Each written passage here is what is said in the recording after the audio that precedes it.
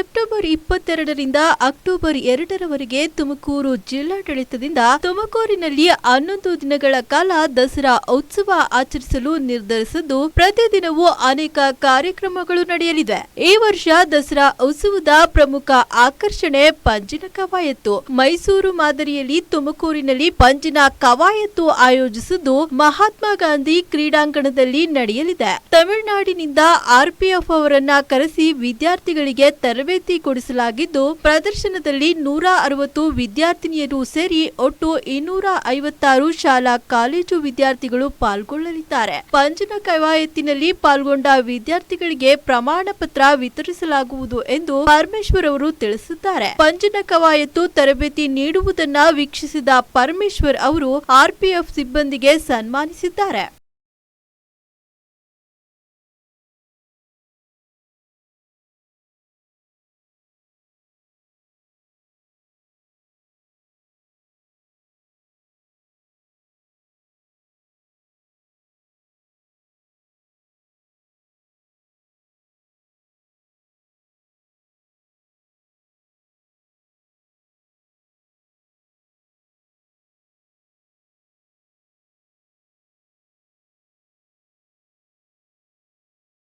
ಪ್ರಜ್ಞೆ ಬಂದಿಲ್ಲ ಮಾಡ್ತಾರೆ ಗಾಬರಿಗೆ ಏನು ಸಮಸ್ಯೆ ಇಲ್ಲ.